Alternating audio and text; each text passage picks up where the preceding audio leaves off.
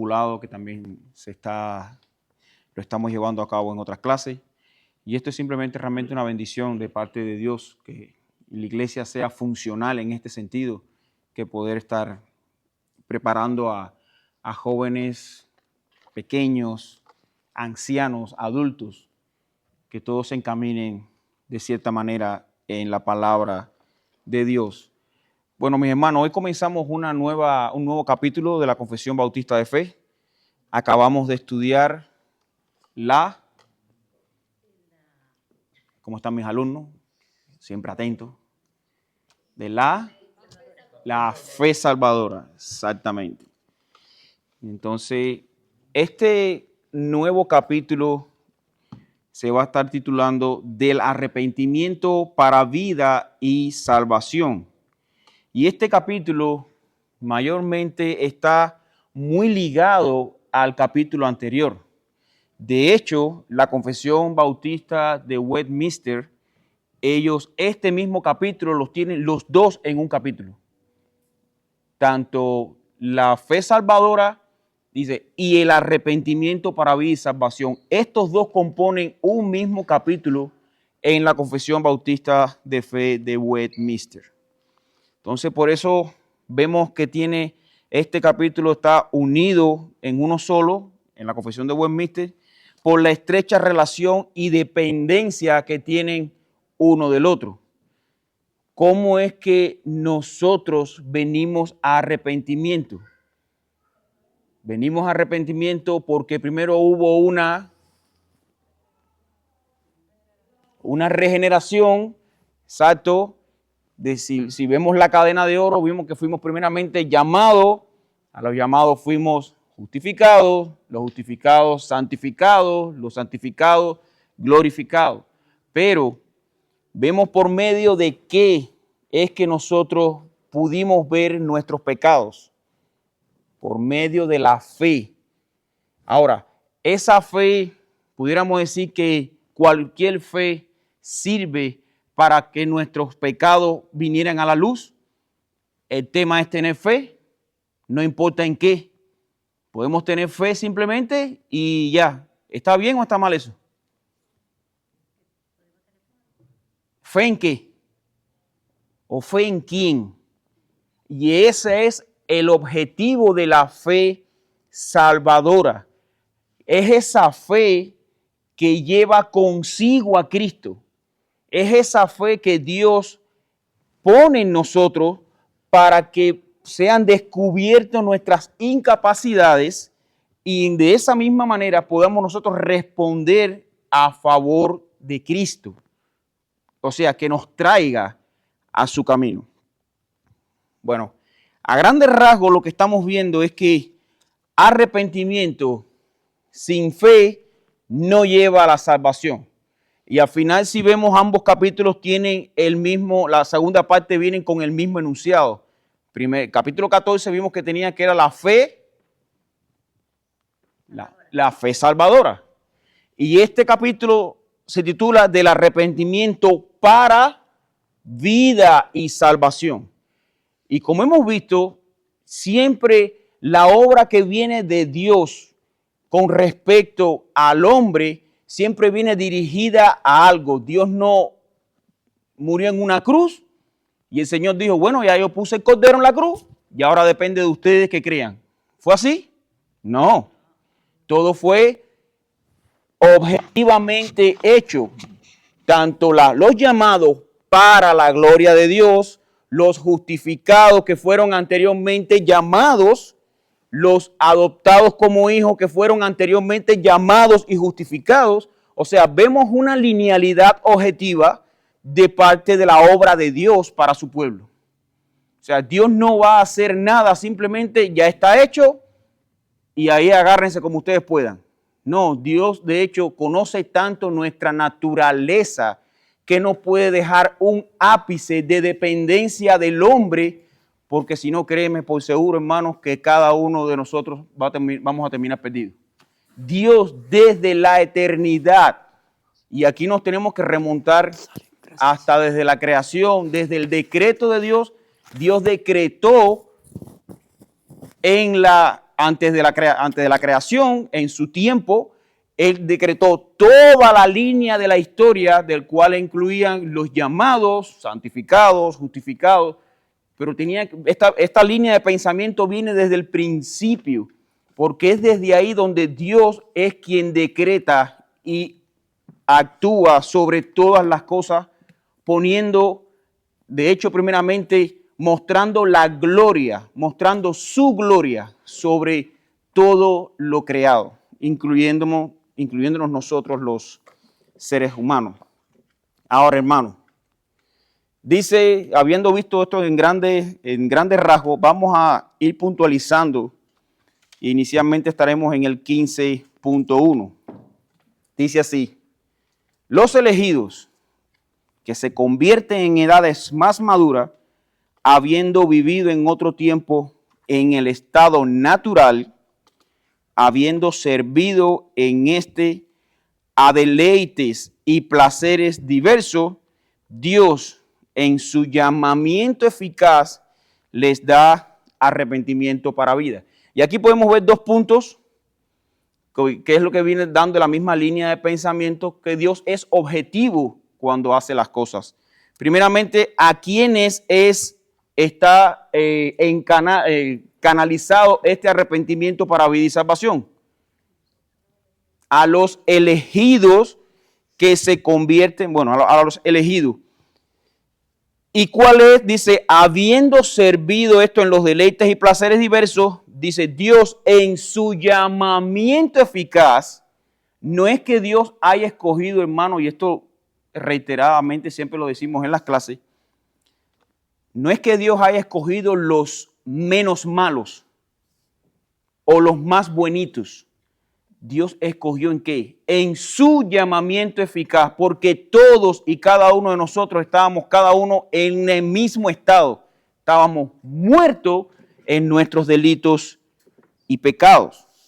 Entonces, este llamamiento viene con un apellido muy efectivo, y es que ese llamamiento es eficaz. ¿Y qué es lo que hace que ese llamamiento sea eficaz? Que es un llamado al cual toda persona que ha sido llamado por Dios va a responder. Es un llamamiento eficaz. Ahora, sin ese llamamiento eficaz es imposible, hermanos, que nosotros podamos experimentar una fe salvadora que nos traiga a un arrepentimiento para vida y salvación. Y esto lo estaremos viendo en el tercer párrafo más explicado. Ahora los autores de la confesión de fe mayormente se enfocan en estas personas que a edades maduras, habiendo vivido en otros tiempos en estados natural y habiendo servido a deleites y placeres diversos, Dios ha llamado eficazmente. Ahora, una pregunta que resalta aquí: ¿tiene que ser solamente las personas maduras quienes se acojan a este arrepentimiento? No, simplemente que aquí los autores de la confesión de fe están detallando que hay ciertas y determinadas experiencias en las personas que es la que Dios usa para traer a las personas al arrepentimiento. Pero bueno, están los casos de niños que han sido criados en el Evangelio con padres creyentes, padres que se han esforzado en instruir a sus hijos y enseñarles su palabra. Dios puede, como Dios lo puede hacer todas las cosas, puede llamarlo a tempranas edades, y hemos visto testimonios de personas niños que han entendido su estado de pecado a los 5 años, 6 años, sí lo pueden hacer perfectamente. ¿Por qué? Porque es la obra de Dios, no la obra de cada uno de nosotros. O sea, entonces, esto es lo que quiere decir los autores de la confesión de fe. Están hablando que mayormente, nosotros, los de edades maduras, somos los que experimentamos esto debido a también situaciones que Dios pone para la cual nosotros respondamos y vengamos a arrepentimiento. Ahora, eso no quita de la mano la supereminente necesidad de la fe salvadora, porque sin esa es imposible agradar a Dios, como encontramos en la palabra de Dios. Dice que sin fe es imposible agradar a Dios. Entonces, esta fe es la herramienta principal de la cual cada uno de los llamados, santificados, justificados, necesita que esté operando en ellos. ¿Para qué? Para que entendamos nosotros la necesidad de arrepentirnos. Ahora, la pregunta que flota en esta clase, ¿qué es entonces el arrepentimiento? Bueno, el arrepentimiento, y esto de hecho los autores de la Confesión de Fe citan el párrafo número 3 y lo describen magistralmente, pero es necesario que nosotros hagamos una explicación adelantada de lo que es el arrepentimiento, porque muchas veces personas no entienden realmente qué cosa es arrepentirse. Y hay una gran diferencia y tenemos pruebas en la Biblia de personas que experimentaron un arrepentimiento, pero no fue un arrepentimiento para vida y salvación. Y es que una cosa, hermanos, es que nos hayamos visto en una situación que nos arrepintamos porque nos descubrieron y salió mal. Y otra cosa es que nos arrepintamos porque entendimos realmente el peso de nuestra culpabilidad. Y mayormente este arrepentimiento está dado de dos maneras. Hay dos convicciones que al arrepentimiento, un arrepentimiento genuino, tienen que estar involucrados estas dos convicciones. La primera es un verdadero sentido de tu pecado.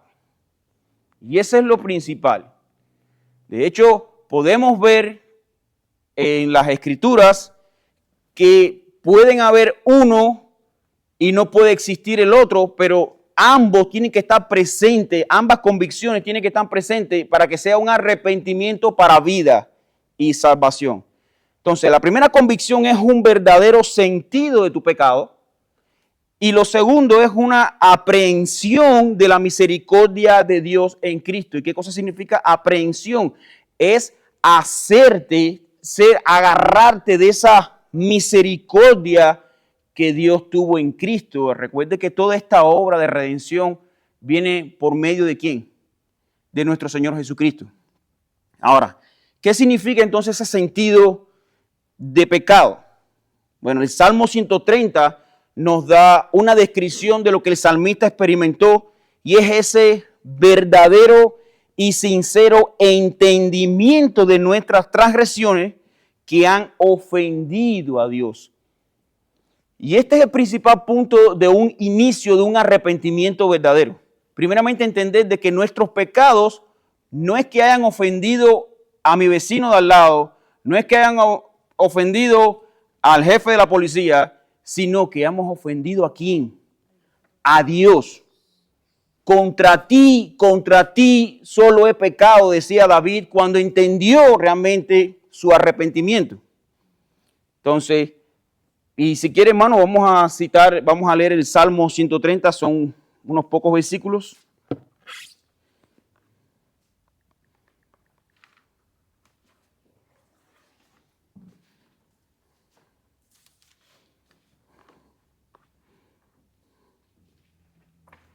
Dice, de lo profundo, oh Jehová, a ti clamo. Señor, oye mi voz. Estén atentos tus oídos a la voz de mi súplica. Si mirares los pecados, ¿quién, oh Señor, podrá mantenerse? Pero en ti hay perdón, para que sean reverenciados. Esperé yo a Jehová, esperó mi alma, en su palabra he esperado. Mi alma espera a Jehová más que los centinelas a la mañana, más que los vigilantes de la mañana. Y quiero dejarlo ahí. Pero desde dónde descubrió el salmista que era la convicción. Desde dónde él estaba clamando. Dice el versículo 1, de lo profundo, oh Jehová. Y no era que él estaba en el sótano de su palacio, no era que él estaba metido en un pozo de agua, que estaba seco. No, él estaba de lo profundo de ¿qué? De la convicción de su pecado, de lo profundo de su corazón, de sus entrañas. Él veía, sentía la necesidad de ¿qué? De que tenía que arreglarse con Dios. Pero esta situación no te va a llevar si antes tú no tienes esa fe salvadora. Y es por eso, hermano, que en este estudio de este capítulo vamos a estar alternando de un capítulo al otro, porque son dos eslabones de la misma cadena. Es difícil poder hacer una explicación directa del arrepentimiento sin esa fe salvadora. Ahora, ¿qué cosa es entonces la aprehensión de la misericordia de Dios? Y es esa convicción de que si me arrepiento de mi pecado y vuelvo a Dios, Él me recibirá y me perdonará.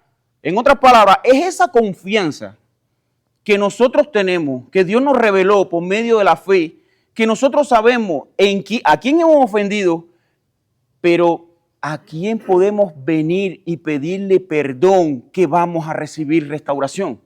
Y quiero que volvamos de nuevo al versículo 6, versículo 5 del Salmo 130, dice: esperé yo a Jehová, esperó mi alma, en sus palabras he esperado. Versículo 6, mi alma espera a Jehová más que los centinelas a la mañana, más que los vigilantes a la mañana. Y es que, ¿quién podrá perdonar nuestros pecados y restaurarnos si no es Dios? Él es el único, hermano. Entonces, viendo a grosso modo realmente esas dos características, podemos ver dos ejemplos que encontramos en la Biblia. Primeramente, podemos ver Judas. Judas, cuando traiciona a Cristo, él entendió el verdadero sentido de su pecado. Él entendió a quién había traicionado, pero le faltó el arrepentimiento. Y es que ese arrepentimiento era entender de que si se arrepentía de sus pecados, Dios lo iba a perdonar. Claro, estamos hablando de que, como textos anteriores, vemos que ese era un plan de Dios. Él era el hijo de perdición, estaba destinado desde antes de la fundación del mundo para traicionar a Cristo. Pero vemos que le faltó eso, y esa es una característica que tiene que estar intrínseca en esas dos convicciones. Tiene que estar presente. No puede estar presente una sin la otra. Tú te puedes arrepentir, pero no necesariamente va a ser ese arrepentimiento para salvación. Te estás arrepintiendo porque entendiste, pero te faltó esa adherencia que te acerca a Dios y que perdona tu pecado. Ahora, vamos a ver el otro caso, y el otro caso vemos que es Pedro. Pedro, ¿cuál fue el pecado de Pedro? Negó al mismísimo Dios hecho carne. Si ambos ponemos en la misma balanza, ambos pecados fueron horribles. Uno lo traicionó y el otro lo negó. Pero ambos desenlaces fueron muy diferentes. Uno se arrepintió para restauración. Y el mismo Señor Jesucristo le dijo: Pedro, Satanás los ha pedido para zarandearos, pero yo he rogado al Padre para que su fe no falte. Y una vez que sea restaurado, conforme a tus hermanos. Ahí le había dicho Dios, es que verdad que nuestro Dios es santo, santo, santo, omnipresente, omnipotente. Ya Dios le había declarado, nuestro Señor Jesucristo le había declarado a Pedro en ese texto que él lo iba a traicionar, pero que él lo iba a restaurar para que confortara a sus hermanos. Ahí estaba pecado, entendimiento de su pecado y restauración. En Judas quedó en pecado. Entonces, ven cómo ese arrepentimiento, esos dos ejemplos, podemos ver que necesariamente, es como el oxígeno y el hidrógeno tiene que estar presente para que se haga agua. Ese arrepentimiento, esa convicción de verdadero sentido de su pecado y la aprehensión de la misericordia de Dios en Cristo es sumamente necesaria para ese arrepentimiento para vida y salvación. Bueno, el párrafo 2 dice, aunque no hay nadie que haga el bien y nunca peque, o sea, sabemos a esta condición y Eclesiastés dice que, vamos a leer Eclesiastés 7:20. Si algún hermano lo tiene, puede leerlo. Eclesiastés 7:20 dice que no hay varón que no peque.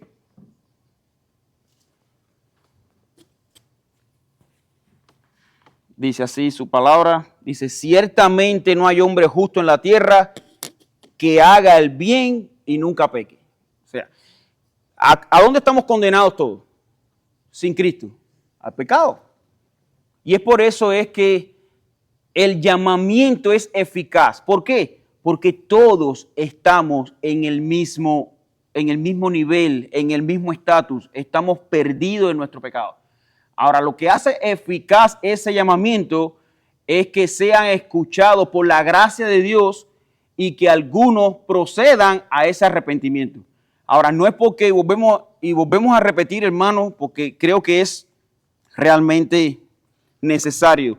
No es porque esos que llamaron eran las pepitas de oro que Dios necesita para seguir adelante su obra.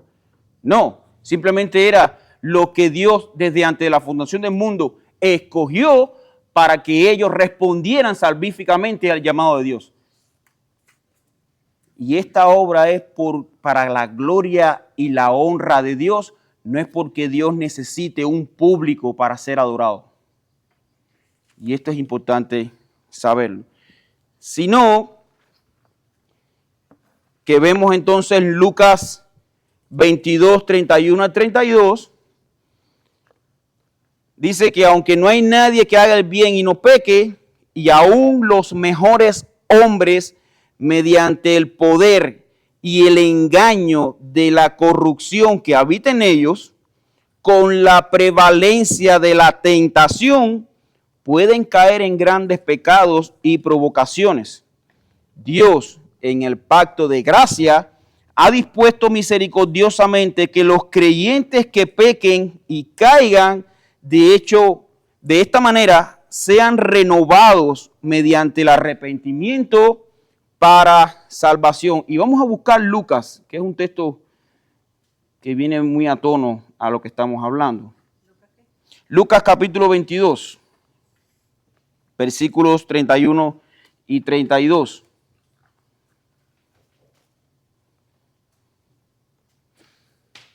Y ese fue el texto que le dijo también el Señor, Simón, Simón, he aquí Satanás os ha pedido para zarandearos como a trigo, pero yo he rogado por ti que tu fe no falte y tú una vez vuelto confirmes a tus hermanos. ¿Y vuelto de dónde? De esa caída que iba a experimentar Pedro. Confortes a tus hermanos. En otras palabras, y aquí hay varios detalles, hermanos, que no debemos descuidar, no solamente para estas grandes personas que están en autoridad eclesiástica o que son una figura en el mundo evangélico. Dice que aunque no hay nadie que haga el bien y nunca peque, aún los mejores hombres, dice, mediante el poder y el engaño de la corrupción que habita en ellos. Y hermano, esto no lo escribieron los autores de la confesión de fe porque eran superiores a nosotros. Es que esta naturaleza está en cada uno de nosotros y tenemos que estar velando constantemente de qué? De este poder de la corrupción y del engaño que está externamente. No, habita en nosotros. Y esto es lo que los autores de la confesión de fe, por eso es que la tentación es tan dura, a veces hace tanto daño en los hijos de Dios, porque habita en nosotros. Dice, y con la prevalencia de la tentación, y el mismo Señor dijo que es bienaventurado aquellos que se sientan tentados. Ahora, ¿por qué dijo eso? porque ya nosotros podemos identificar lo que puede ofender a nuestro Dios.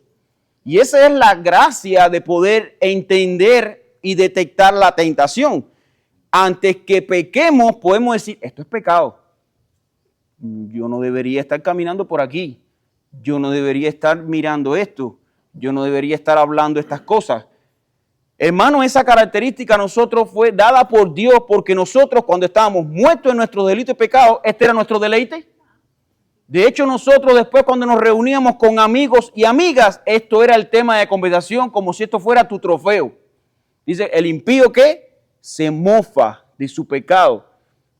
Antes que el Espíritu habitara en nosotros, nosotros nos mofábamos como grandes victorias de nuestras hazañas pecaminosas, porque no había este espíritu de darnos cuenta de la tentación para que no nos lleve al pecado.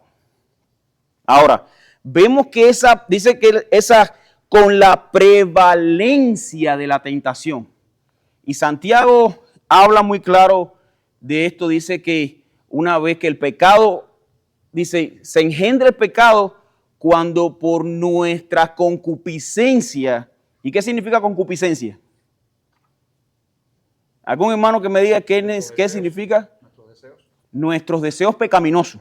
Podemos tener deseos, pero el deseo como tal no es pecado. Ahora, el deseo pecaminoso sí. Entonces, la concupiscencia es esos deseos pecaminosos cuando nosotros estamos siendo atraídos por nuestros pecados y seducidos. Ya una vez que caemos en esta fase de seducción, dice, ya lo único que queda es la consumación del pecado. Pero ya nosotros en Cristo no es que estemos blindados de no caer, pero sí ya tenemos luces de advertencia, tenemos señales que nos da a nosotros un entendimiento de que tenemos que frenar, tenemos que parar. Aunque Dios, hermano, nos restaure, porque los elegidos de Dios no es que son impecables, simplemente es que Dios nos va a llevar a su cielo porque Él está en el cielo y porque Él es el Rey de Reyes y Señor de Señores. Pero nosotros también tenemos que luchar, hermano, para evitar vergüenzas, para evitar grandes derrotas del pecado. Y no quisiera hablar del tema, ¿sí, hermano? Gracias. Solamente quisiera agregar algo que sugiere el Julio. Yo creo que queda muy bien con esto del arrepentimiento. Él hace una pregunta y dice, si aún tú siendo creyente, si tú supieras, si tuvieras la seguridad que no hay castigo, que no hay infierno, que Dios no te va a castigar ni a condenar, ¿aún así te arrepentirías de tus pecados? Porque puede ser que muchas personas solamente estén diciendo arrepentidos por miedo al castigo, por miedo al infierno. Sí, no, y te voy a decir, hermano, nosotros ya, aunque tenemos ya el Espíritu Santo, sabemos que somos amados por el Padre, adoptados por el Padre. Si nosotros quitamos el miedo a nuestro Dios, si nosotros quitamos al legislador y simplemente nos quedamos con obedecer la ley, al final la ley la vamos a quebrantar y no va a existir ese temor en nuestros corazones. Nosotros sí tenemos un temor reverente, pero ese temor reverente lleva esos dos temores, respeto a nuestro Dios y temor a Dios. Es un temor ese es el fuego consumidor. Como hijos de Dios nosotros no debemos opacar de que no, es que Dios es amor, Dios me va a perdonar, Dios es mi papacito lindo. Ey. Cuidado, sé reverente. Tú fuiste rescatado del infierno. Tú fuiste rescatado y el costo de tu rescate fue la sangre preciosa, inigualable del Hijo de Dios. Dios entregó a su único Hijo por rescate tuyo y mío de nuestros pecados. No costó barato. Entonces, ese temor de un Dios que no escatimó de dar a su Hijo en una cruz es el mismo temor que debe estar en nosotros y nos debe acercar en reverencia. Y esto lo hemos hablado en otras ocasiones, aunque ahora podemos decirle Abba Padre, no es que vengamos con esa falta de respeto, decirle papito lindo, Diosito. No, no, no, no, no. Es esa oración, esa conversación que su hijo puede tener con el padre, con la seguridad de que el padre va a oír a su hijo, pero siempre en toda reverencia. Y eso es muy importante. Y gracias, hermanos, por traer ese pensamiento de Charles Spurgeon. Y eso es parte, hermanos, de este arrepentimiento nos trae, primeramente, un reconocer de nuestra incapacidad, por eso pecamos. Entender lo que nos ha afectado directamente contra Dios. Y segunda, reconocer de que en Él es el único que hay restauración. Y es por eso que el arrepentimiento no es solamente ocurre en un momento de la historia del cual nosotros entendimos que fuimos rescatados por Dios, sino que es una práctica continua del verdadero Hijo de Dios. Nosotros vamos a experimentar caídas, hermanos. Pero nosotros, hermanos, tenemos algo mucho más seguro, que es la restauración en Cristo Jesús, por medio de este arrepentimiento. Porque no es un arrepentimiento y se acabó.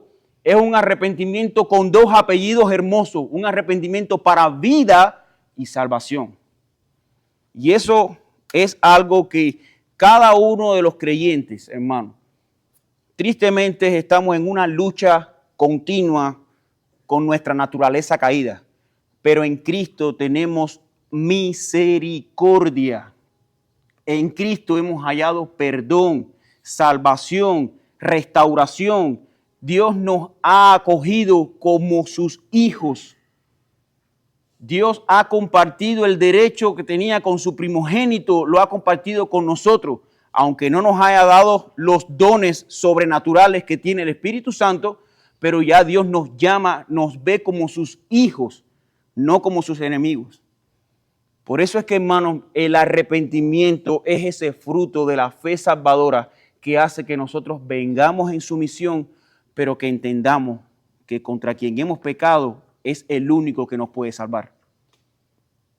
Es el único que nos puede salvar. Si alguien tiene algún comentario, pregunta. Bueno, seguimos. Párrafo 3. Dice, este arrepentimiento salvador es una gracia evangélica por la cual una persona al ser sensibilizada por el Espíritu Santo a las multiformes maldades de su pecado, se humilla por causa de este y por medio de la fe en Cristo con tristeza piadosa, aversión de su pecado y aborrecimiento a sí mismo. Y quiero pararlo ahí y vamos a buscar, hermanos, Zacarías capítulo 12, versículo 10. Y primeramente eso es lo que tenemos que tener en mente. Primeramente, el arrepentimiento salvador es una, dicen los autores de la Confesión de Fe, que es una gracia evangélica. Y esto es lo que hace que nosotros podamos arrepentirnos genuinamente, porque es esa gracia que Dios pone en nosotros para que actuemos de la manera correcta. Zacarías capítulo 12, versículo 10. Sí, hermana. Y derramé sobre la casa de David y sobre los moradores de Jerusalén espíritu de gracia y de oración, y mirarán a mí, a quien traspasaron, y llorarán como se llora por hijo unigénito, afligiéndose por él como quien se aflige por el primogénito. Y aquí en este texto estamos viendo todo el proceso de un verdadero arrepentimiento. Primeramente ellos van a mirar, dice, ¿cómo es que ellos van a poder mirar al que traspasaron? Y es ahí donde se entiende tu estado de pecado. Hermanos, cuando cada uno de nosotros nos diga, no, porque todas las personas pecan. Y bueno, Cristo murió por los pecadores. No, eso es muy global. Pero cuando tú quieras entender un poco más de lo que Cristo hizo por ti y por mí, tú lo vas a mirar así. Tú vas a ver, no, es que quien está en esa cruz murió por mí. Yo maté a Cristo. Por mi pecado, el Santo Hijo de Dios tuvo que pagar con su sangre por mis transgresiones. Ya cambia la visión de la película. Pero esto no lo podemos hacer nosotros solos. Dice en el versículo al principio, dice, y derramaré sobre la casa de David y sobre los moradores de Jerusalén espíritu de gracia y de oración. Y es que Dios tiene que poner ese espíritu en cada uno de nosotros para que pueda haber un arrepentimiento genuino. Dice, y mirarán a mí, a quien traspasaron, y llorarán como se llora por hijo unigénito, afligiéndose por él como quien se aflige por el primogénito. Y eso es lo que provoca un verdadero arrepentimiento, un llanto genuino, pidiéndole perdón a aquel que hemos ofendido. Y tan misericordioso es Dios que Dios no espera hacer la obra de restauración esperando a que nosotros nos arrepintamos. No, Él hace su obra y después que como fruto de esa obra es que nosotros nos arrepentimos. Gloria a Dios, hermano. De verdad que tenemos un Dios que nos ama. Y aquí son las muestras. Que Dios, siendo el ofendido, fue quien hizo todo para restaurar su relación con nosotros. Eso es un Dios. No es que tenemos que sacrificarle, esperando agradarle para que venga y nos recompense con algo material. No, este es nuestro Dios. Un Dios que Él pidió sacrificio y Él se presentó como único sacrificio para rescatarnos de la ira de Él mismo. Este es nuestro Dios. Quiera Dios que, hermano, cada uno de nosotros pueda experimentar este arrepentimiento que es fruto de una fe salvadora. Dice Hechos capítulo 11, versículo 18.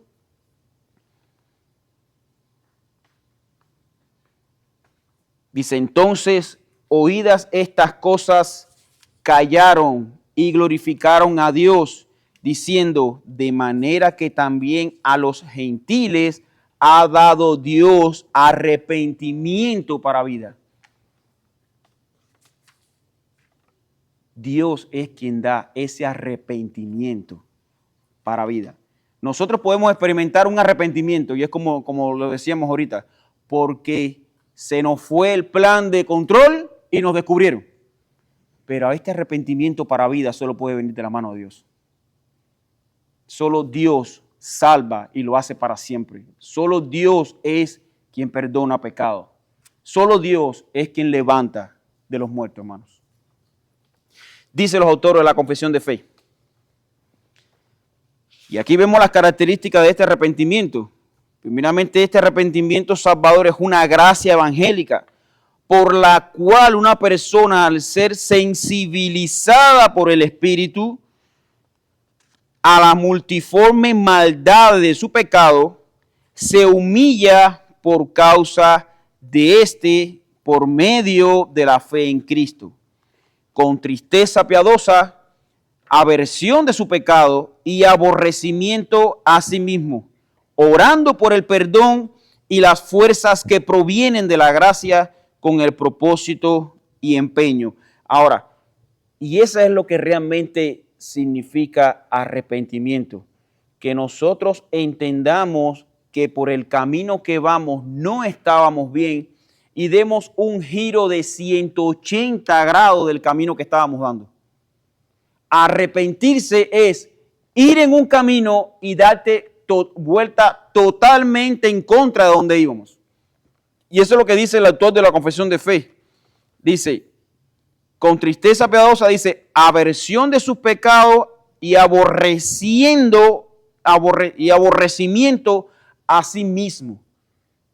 Hermanos, ahora tú no sientes de lo que antes tú te deleitabas pecaminosamente, tú no sientes ese aborrecimiento. Aun cuando caes en esas concupiscencias de tu corazón, tú no te cuestionas de que por qué estoy cayendo en lo mismo? ¿Por qué hice lo mismo? Hermano, eso es una gracia salvadora.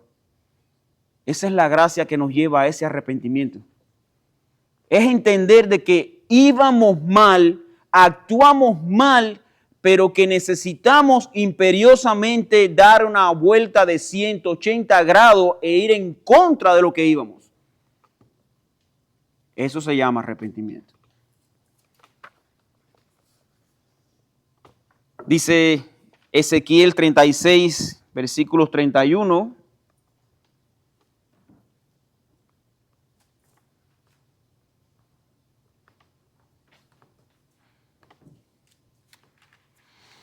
Dice, y os acordaréis de vuestros malos caminos y de vuestras obras que no fueron buenas, y os avergonzaréis de vosotros mismos por vuestras iniquidades y por vuestras abominaciones. Y es que ese es el efecto de un verdadero arrepentimiento. Ya nosotros vamos a sentir aborrecimiento de lo que anteriormente nosotros nos deleitábamos. De esos mismos pecados que nosotros nos mofábamos delante de las amistades, ahora dicen, no, ya yo no soy ese. Y me llama la atención porque un amigo mío, que fue el que me predicó, yo lo conocía a él y créeme que si lo llamamos angelito, era de los angelitos caídos y bien caídos. Y después de 4 años nos graduamos y coincidimos en el mismo trabajo. Y yo con mi idea antigua de cómo era él, ¿y qué, mi amigo? ¿Cómo tú estás? Güey, yo me acuerdo cuando tú... Y él me dijo, no, ya yo no soy ese. Ya yo morí a ese, yo soy otra criatura. Y yo no lo podía creer. De hecho, esa fue una de las cosas que Dios usó para que él me predicara y yo ver en él el cambio que Dios había hecho en él. Y yo le dije, tú estás jugando conmigo. Tú no eres así, tú estás actuando. Y dice, no, Cristo me cambió. Y era otra persona, hermano. Ese es el cambio de un verdadero arrepentimiento. Un cambio que Dios hace que es de la noche al día. Un cambio liberador que es cuando Dios te saca de las tinieblas a su luz admirable. Un cambio del cual te saca de ese valle de los huesos secos y te hace una persona totalmente nueva, regenerada, una persona más humana. Porque lo que nosotros vivíamos en nuestro mundo sin el Espíritu de Dios, nuestros sentimientos y nuestras obras estaban cauterizadas. Nosotros estábamos única y exclusivamente camino al mal. Pero Dios puso ya sentimiento en esa regeneración. Y es que por eso ese arrepentimiento primeramente toca tu intelecto, para que tú entiendas, toca tu razón, para que tú entiendas lo que estaba mal, toca tu alma para que te haga revivir espiritualmente y toca tu entendimiento para que tú vengas con una fe entendible, no una fe ciega. Nosotros no es que, eso lo creo por fe, porque no, nosotros tenemos una fe basada en el conocimiento de Dios. Nosotros cuando venimos y nos arrepentimos y decimos, tú eres mi Dios, no lo hacemos con una fe ciega. Al contrario, una fe que ya Dios nos puso, que podemos ver más allá de lo que antes nuestros ojos veían. Y hermanos, esa es la obra que hace un verdadero arrepentimiento. Y dice, con tristeza piadosa. Ya nosotros oramos a Dios y aún vemos esa sinceridad en las oraciones de nuestras lágrimas. ¿Por qué? Porque ahora nos duele entender cómo era posible que hubiéramos pecado tanto contra Dios. Esa aversión de sus pecados y el aborrecimiento a sí mismo, orando por el perdón de las fuerzas que provienen de la gracia, con el propósito y empeño, mediante las provisiones del Espíritu, de andar delante de Dios para agradarle en todas las cosas. Y realmente, hermanos, los autores de la Confesión de Fe hacen una descripción excelente de los frutos de ese verdadero arrepentimiento. Si alguien tiene algún comentario, pregunta, como siempre digo, ¿se entiende todo o no se entendió nada? Bueno, esperemos que se entienda todo. Hermanos, quedan 2 párrafos para terminar y creo que vale la pena, pero bueno, quedan 5 minutos. Vamos a dejarlo aquí, no quisiera tampoco apresurar la enseñanza porque no sirve ningún propósito, no estamos cumpliendo una meta ni nada por el estilo. Vamos a terminar la clase de esta manera. Entonces, a modo de pregunta y de consolidación, ¿qué cosa, hermanos, es ese arrepentimiento para vida? Sí, mi hermano. Una de las características del arrepentimiento para salvación es de que es un don de Dios. Exacto. Nadie por sus propias fuerzas puede llegar al arrepentimiento, sino Dios imparte ese don en nosotros. Y en nuestra vida práctica, uno de los rasgos distintivos de un verdadero creyente es que vive en arrepentimiento.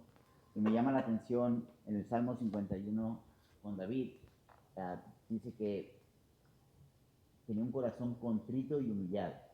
Yo creo que ese es nuestro sentir como hijos de Dios, que hemos recibido el don del arrepentimiento, tener un corazón contrito y humillado en nuestras decisiones. Cuando pecamos, nos duele nuestro pecar, nos arrepentimos.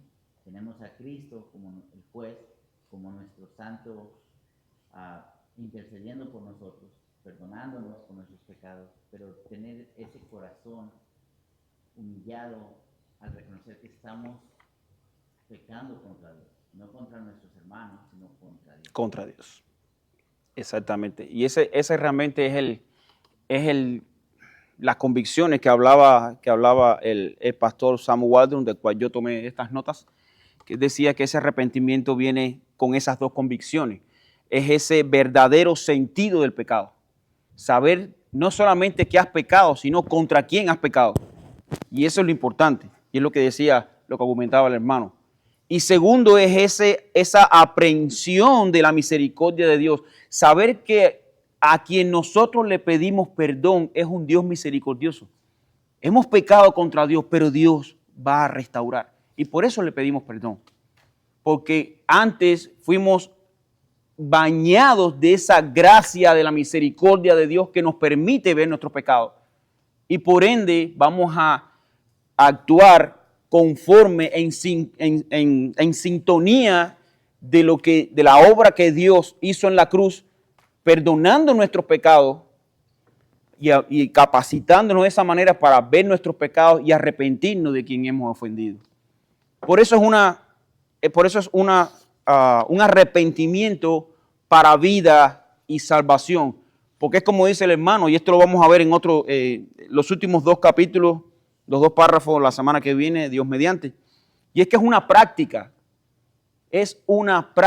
continua, porque la lucha que tenemos con nosotros no es contra carne ni sangre, sino contra huestes, principados y potestades de maldad en las regiones celestes. Siempre vamos a vivir en tentación mientras vivamos en este cuerpo.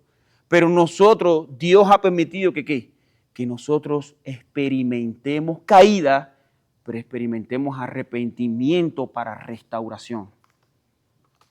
Ese es el verdadero arrepentimiento. No nos arrepentimos porque nos descubrieron, para que la iglesia no se entere, para que el vecino no me vea. Yo me arrepiento porque yo le he fallado al Rey de Reyes y Señor de Señores. No me interesa lo que piensen los demás. Y no es que no vivamos nada, yo vivo mi vida y no. Así tampoco dice que un hecho habla más que 1000 palabras. Nosotros debemos que guardarnos.